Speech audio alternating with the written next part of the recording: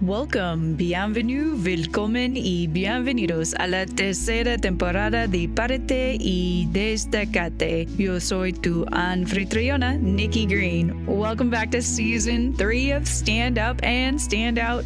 I'm your host, Nikki Green, and we are kicking off an amazing new season filled with some incredible guests. Stand Up and Stand Out is a podcast for those leaving university and heading into the work world. We help those in transition find their purpose so they can enjoy their career without sacrificing their lives. Following nearly 2 decades working in Fortune 500 companies, I want to share my leadership learnings with all of you. Thought leaders are needed in all walks of life, not just business.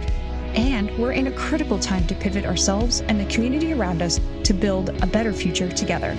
This show is the start of your beyond college journey to help you answer the question, I graduated, now what? Let's get ready to listen in to the next episode. Well, welcome everyone to Stand Up and Stand Out Season 3. We have the incredible Cory Vanderpool with us today. A little bit about Cory. Cory Vanderpool is a solar expert, real estate advisor, author, entrepreneur, speaker, and NAB CEP certified solar contractor. He is the founder and CEO of Spark and CR Power. He has over a decade of experience in solar and real estate. He is the author of the ebook, Escaping Solar Leases, and is currently in the process of publishing his new book, The True Value of Solar. Cory also hosts the podcast Solar Broadcast, and he lives in Gilbert, Arizona with his wife and 3 kids. Thanks, Cory, for joining us today. Thanks for having me on this show. Cory and I met through our equal membership in book launchers to try to get our books out the door. We're having fun with that process as we speak. But Cory was so fascinating and had such a great story to tell. I thought I would bring him on and have him share some of it with you. So Cory, everyone has an origin story. Why don't you tell us a little bit about yours? And are you the superhero or are you the villain in this one? That is a really good question because I think almost no one sees themselves as the villain. But that was actually part of my origin story, realizing like I was the villain at some point. Like I was the cause of problems. That kind of led me to where I'm at today. But I grew up here in Arizona. I come from a really big family, like number 9 of 11 kids. And like that kind of basically like grew up in a fairly affluent area, but was like had a poor family. And so I loved when I heard about what you're doing, Nikki, because it resonated so much to me. Like I've been working since I was 12 and I like added it up and I was like, oh man, I've started and been a part of like 12 different companies. I'm 30. I just turned 37, and worked for 6 different companies. And so I've got a pretty good range and like almost none of those are linear. They're like all over the place. And really but it's been like a really cool and fun journey. And, basically been all over from, started out being like a yard boy and selling Cutco knives. And, I was a plumber and, went on to get my real estate license and general contractor's license and, then decided to go to air traffic control school and been all over the place. But actually, when I was going to school for air traffic control in my mid-20s or whatever, basically I was a month away from graduation and then they shut down all hiring of air traffic controllers. So basically I lost my job before I ever even graduate. Right. That's pretty talented, actually, Cory. I'm not going to lie. If people managed to get hired, no, I didn't even bother with that part. I just got, lost it right away. But what it did is it afforded me, it's really interesting because like sometimes like a path shuts down and that's really like hard, but it really opened a door for me to go into what I love. Over here on my shoulder, I don't know if you get the visual on this, but it's a solar panel. So I think you mentioned I'm in solar and I love what I get to do in solar because it's one of those like products that like from the outside I was like, oh, it's cool. It's green. That's very, like in right now, but it is amazing. Like as far as the technology, the product, what it can do for people and stuff, absolutely incredible. So I've been doing that for about a decade now. And I'll tell you, like, as far as like being villain and hero, like I've always seen myself as a hero. I think we all do. Like I watch Superman. I love the like book series like Harry Potter, like all those. I'm like, I see myself in that hero role, right? But there was a time when I realized like in the solar industry that we probably actually weren't being the hero. I actually found myself being the villain because like we'd helped thousands of people go solar. And the problem was, like we've had all these people go solar, but there's really no backside support for the solar industry. Like for homeowners, after you go solar, basically you're kind of on your own. And the industry really has left a lot of homeowners right out on their own. They're kind of like, yeah, there's no really maintenance needed. So you're good. Just go. Right. But what happens when you sell your house? What happens when you need a refi? What happens when a transfer? There's all these scenarios and situations where really like we had been promising people, right? Like I personally been promising thousands of people like, hey, your house is going to be more valuable. This is going to have all this benefits, but not really following through on that promise. And I realized I'd like written checks with my mouth that I really couldn't cash.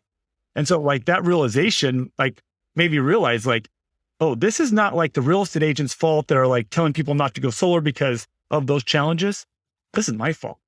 Right. And that was like when I realized like, Cory, you're actually the bad guy. And it was like sobering because I've always seen myself as not the bad guy. I'm like, I'm the guy who helps people. Like my passion is I love helping people. And that sounds cliche, but I really do. Like that brings me tremendous satisfaction and a lot of drive. But that realization really led me to where I'm at now. And where kind of turned a rock over thinking I was going to help solve a small problem. And it's actually grown into this like colossal thing where I've exposed like this void in the market where we get to now serve people in a way that they've never been served. It's kind of like in the auto industry, if there was never like a service center and you bought a car and basically you drive the car until it broke down and like, well, just throw it away. Like or all of a sudden like, oh, well, what if we just got auto mechanics and car tire companies and car washes and things, right? There's like a backside support to the auto industry, and there just isn't that with solar. And so we're creating that, and it's like turned into this large, like we're creating a whole new sector to the industry that hasn't existed before. And so like that villainous moment, right, where I realized I was a bad guy, that was a big turning point for me. And that's where, I connected with you, Nikki, is like going through that process and really going kind of through that, the journey of discovery led me to where I'm at now, where we've founded this new company and Spark. That's the logo over our shoulder there. But it's been really neat and being able to see that and be able to find a new way where we can help people and actually deliver on the promises that not only me, but the other, thousands of solar people out there have been, there's almost 3 million people that have solar on their houses in the United States. And that means there's 3 million people that are going through this without a whole lot of support. Anyways, that's kind of a little bit about my background but what's cool is I've done about 1 million things between like, where I first started mowing people's lawns until now. And so I have been that, worker. Like I'm kind of one of the younger millennials, right? And I know that your audience is probably a lot of them, but it's been neat to not only be that guy, but also now I've had, a few different companies where I've got to employ a lot of folks who decided not to go to college, or also those who have graduated from college. And so I love what you're doing because as I work with those, that group and those like group of guys and gals, like they're an awesome group. But like, again, I'm like one of those people, like, I feel like they need more support. So whatever you're doing, I was like, yes, I want to talk to your audience. They're awesome. It's the same on both sides, right? And I think that's important throughout our careers where we find those pivot points where you get into something because in this case, right, you believe it's good for the environment and good for us from a power perspective, right? But then you find yourself caught into many of these business traps that happen to all of us. And you're just sort of following along. And all of a sudden you realize it doesn't match your own values and you have to reset and repivot. Even when you're in the same job in the same industry, you may find yourself not quite matching up to how you want to feel about what you do every day at work, right? Yeah. You worded it really well. I'm going to probably write that down. I'm like, we'll send you the recordings. That's awesome. Yeah. And it's great. And I really love that you also help employ, students either whether they finish school or not, because right now I think there's going to be an incredible pivot in the way things work. Going to school for 4 years and, being able to do the next job for 40 doesn't work that way anymore. Now we need to sort of learn, try to do it, learn, try to do something else, and keep that kind of rotation going. And there's nothing like real experience, I'm sure, especially in your industry. Yeah. It's like if you go on my LinkedIn profile, it shows my degree, whatever. And it's like air traffic control. And that has nothing to do with what I'm doing. Right. And I learned a lot of great things there. And that would have been a profession I would have loved to go into. I mean, I'm really glad I didn't now because I love what I do. And I feel like I've found a passion that I absolutely am crazy about. But it's crazy how life is changes. And, like right now, I think the big trend we're seeing is like the gig economy is so prevalent, right? It's like, yeah, this is my thing, but then these are the other things that I do, right? And it's kind of like, we wear it as a badge of honor too. It's like, yeah, that's my thing, but these other things are also. I got a buddy who is an accountant, but he's like, wears the badge of honor that when he goes to lunch, he's running DoorDash to other people. He's like, wherever I go or when I go to lunch, I just turn on DoorDash and then that's where I go get my lunch, And it's like the guy has a 6-figure income, but he's like more excited that he gets to go earn, whatever, like an extra $20 at lunch, it's just funny. Yeah. But it's fantastic, right? And I think this is the great thing about this new economy. And part of what you guys are doing as well is there's so many new jobs, new industries that are coming out that even if you went to school now, in 5 to 10 years from now, those jobs may or may not exist, or they may look totally different. Things like the pandemic have absolutely pivoted things into a whole new level that probably wouldn't have existed if people didn't have a bunch of time at home to sit around and play around and do stuff that they like doing that may have nothing to do with their career, right? Right. Well, and so for me, like I've actually not been a huge proponent of the college route, even though like I did it. I come from an educated family. Like I think that a lot of people get pushed into that college education that's probably not the right route for them. Like I know a lot of tradesmen that are some of the more well-off people that I know. It's like they started off as a tradesman, as a welder or a plumber or electrician or whatever, and then now all of a sudden they learn that trade and then they go open their own business and they're a very high income earner as a business owner, but like college wasn't that route and they had to kind of learn through that school of hard knocks. But so like I was actually not a huge proponent for school, but now in the last couple of years, I've brought in and employed several college graduates. And it's interesting, as an employer, I have a far greater appreciation now for college graduates. So it's interesting like how my mindset has shifted over the last year of like, there is something extremely valuable about someone who comes out of that college degree and they know marketing or they have a background in computer science. And like, it's like, I need you. Like you are someone that I got to have. And you're going to get that premium. And those are some of my higher paid employees are the ones that do have that degree. So, it's like the world is not black and white. And I used to think that it's like, it's crazy how your opinions shift and things change, but there is no wrong route. That's what's so beautiful is we have such a diverse economy. It's just a matter of whether you're willing to put the effort in. Like that's really all that matters, like is effort. Like you put the effort in, whatever you're doing, there is tons of opportunity and possibility for you. I always like to call it a choose your own adventure, right? And I think school needs to start becoming more about just foundational knowledge for all of us to be better people. We kind of started shunning things like art and doing, trade things with your hands, whether that was cooking or building cars or welding or all these different things.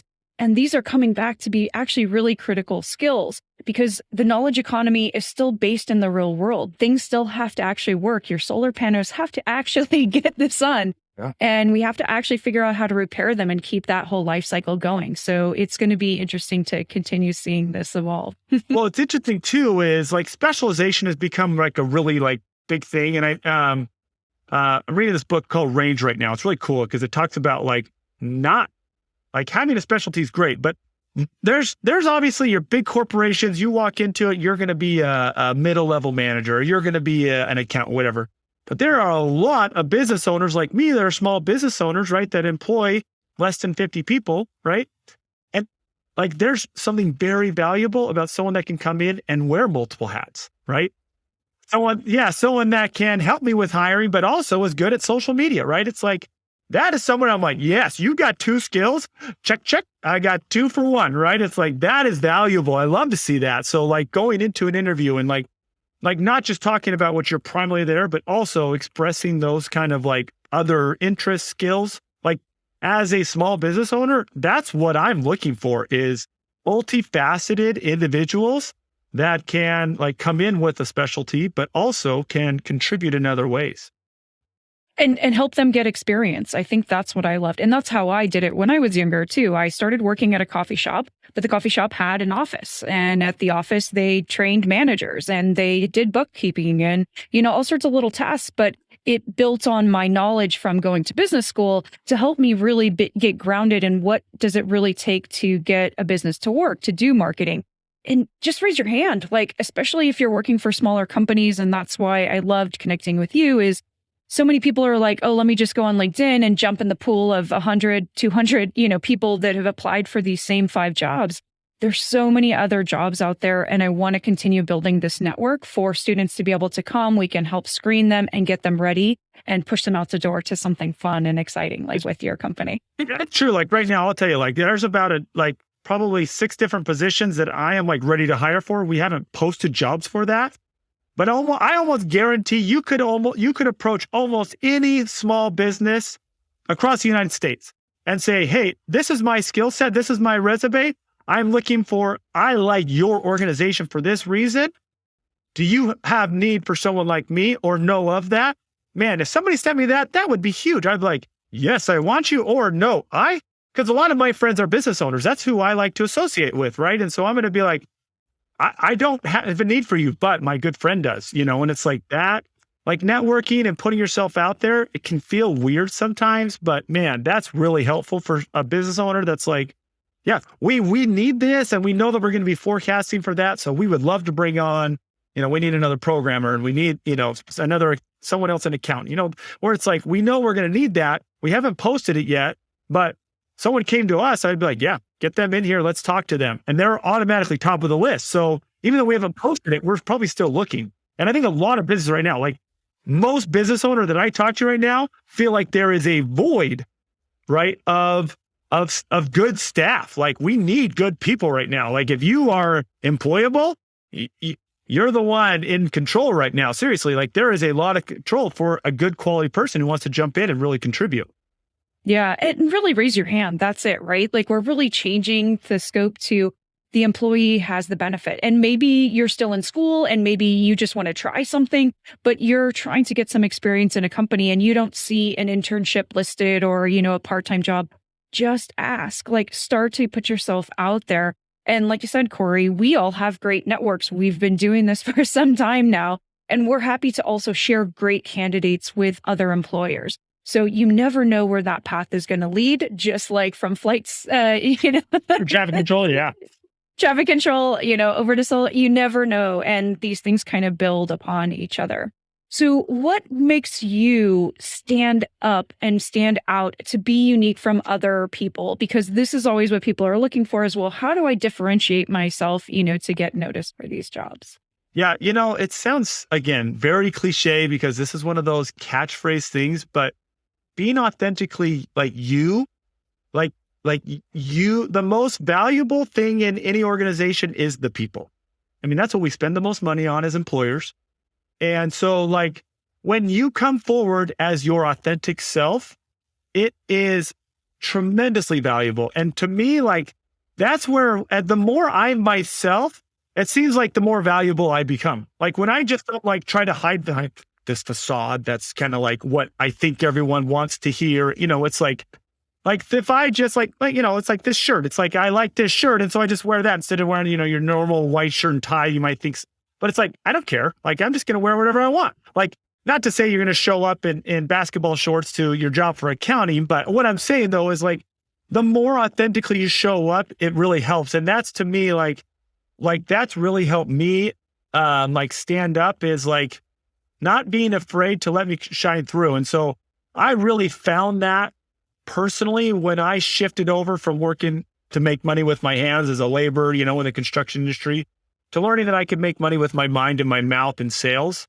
And because it really let me come through and shine and like be myself, right? Like in sales, I get to really let my personality show. And that's where I probably wouldn't have been very happy as air traffic controller because you just say the same thing over and over again. And that's not me, and I probably wouldn't have been happy in that career. I'm not going to lie. But I love being able to be myself. And that's where I found the most value in the marketplace for myself is when I get to be myself. And I think if, people also apply that, I mean, I love it when my staff come in and they're like, hey, I want to do this because I like this. I'm like, okay, cool. Let's try that, or whatever. They're like, what do you think about us doing this activity as a company? Because I like to do activities and like build, momentum and culture. And so I like when someone says, hey, I'm really into chess. What if we had like a chess tournament? I'm like, yeah, tomorrow at lunch, we are having a chess tournament. Like, that's cool. I like that. I wish more people would be like authentically bring themselves. So I like that. So I don't know, maybe it's just me, but, that's where I don't know, just being more myself. I feel like, it's more receptive for sure. And it's so much more approachable for your employees as well. That's what a lot of people told me is that they always felt that they could come to me with any problem. I had bosses sometimes that I was terrified of, that I was like, oh, if I tell them any bad news, I'm fired or, something bad's going to happen. And I didn't want to be that type of manager. So being authentic myself of today, I'm having a bad day. I'm upset about this thing shouldn't have happened, but here's how we're going to fix it. And here's something fun we can do to forget all those things that didn't go right and try to just enjoy a little bit of time together whenever, especially now, we can actually get together. Liquidless laundry detergent? As you know, plastic is a huge problem. Only 9% get recycled. Even if you put your jug in a bin, 25% gets declined from cross-contamination. If plastic does get recycled, it can only be reused twice. The facts don't lie. It's time to stop using plastic. Did you know that liquid detergent is up to 90% water? Earthbreeze created dehydrated detergent. Our Eco Sheets easily dissolve in hot or cold water with the same powerful clean you're used to. Our packaging is biodegradable cardboard and ink. Eco-friendly options are usually expensive. Eco Sheets are affordable. That way, everyone can make a difference. Laundry detergent is one of the most requested items at homeless shelters. With every package, we donate 10 loads of detergent. You get to choose who you donate to. We also donate a portion of our revenue to the planet. There is no reason not to switch. Subscribe and receive it exactly when you need it. No contracts, cancel anytime. We even offset all of our carbon emissions. This means your deliveries are carbon neutral. You can stay safe and order right from your home. Eco Sheets are vegan and cruelty-free, dye-free, paraben-free, and a fragrance-free option, and sensitive to the most delicate skin. There are already thousands of 5-star reviews, and we offer a satisfaction guarantee. If you have any issues, we will refund you. So why not give Eco Sheets a try? Click below or visit earthbreeze.com. What are you waiting for? Why haven't you ordered? Click below to try. Well, the last big question here is, what causes in your life have affected you, and how do you give back and stand up for yourself and others in those circumstances? Yeah. A big part of me is my faith. There's just like, I know it's becoming more and more of a very agnostic world. And, but I grew up, as a Christian, as a member of the Church of Jesus Christ Latter-day Saints. I served a mission for my church in Costa Rica. So I learned Spanish, and actually I just got back from a trip to Costa Rica with my wife. We had a great time. But for me, that's like, been a huge source of inspiration is, realizing that everyone has tremendous value for who they are, like in the moment as they are. And they don't have to do anything special to be anything more valuable than what they are.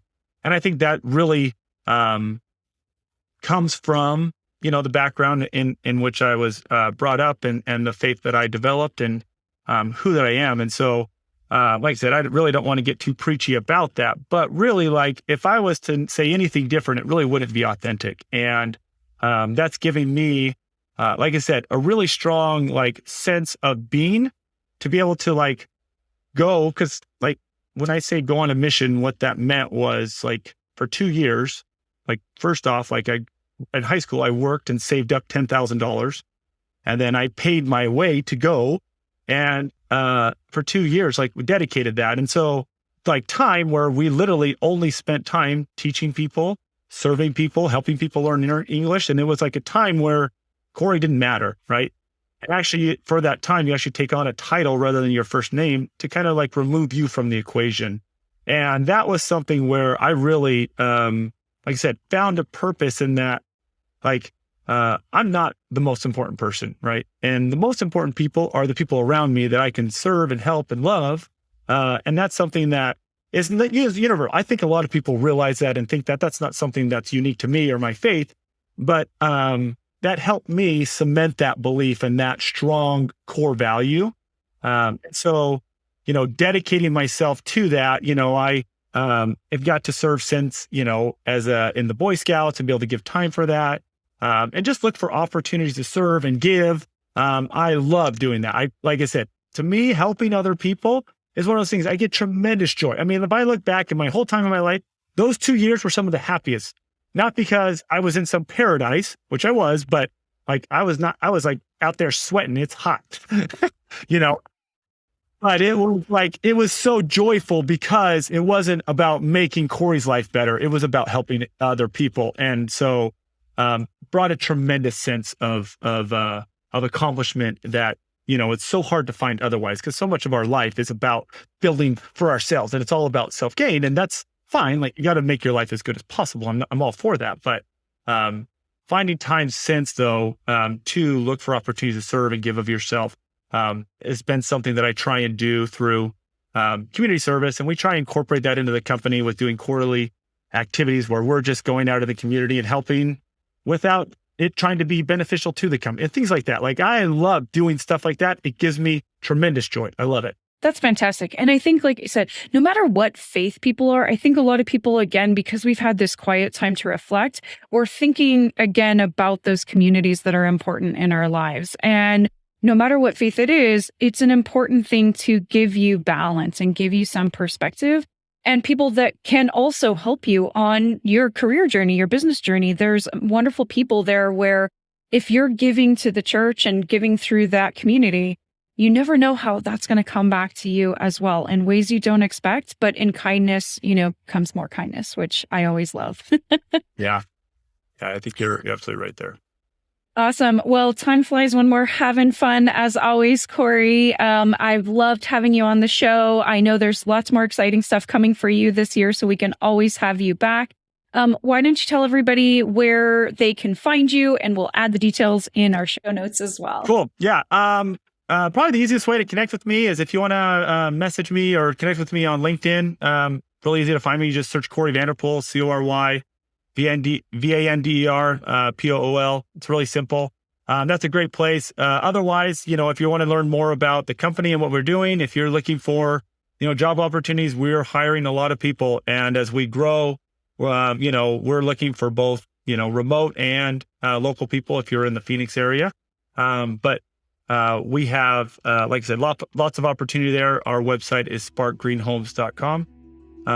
And we'd love to connect with you. I've got a solar broadcast is the name of my podcast, which my podcasts aren't nearly as good as yours, Nikki. So yeah, good. It holds me to a new standard. So it's been great, but yeah, we'd love to have, obviously, come join our community and help us out with what we're doing.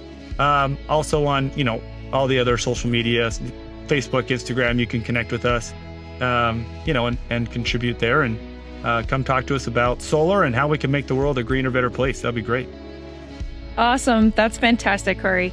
Well, adios a todos. Este es parte de Destacado. We'll see you again next week for our next episode. Well, another awesome show in the books. I hope you enjoyed listening as much as we enjoyed making it. For video outtakes of the show, don't forget to catch us on TikTok, You Don't Stop, at Nikki Green 678. The full-length shows are available on all the podcast platforms now, including Amazon Music, Stitcher, and Good Pods. The full video is available on Nikki's YouTube channel, and links to all of our social media, including info about our guests, is available in our show notes and on our website at www.greenchameleoncollective.com/podcast. Thanks for listening, and we will see you next week. Bye.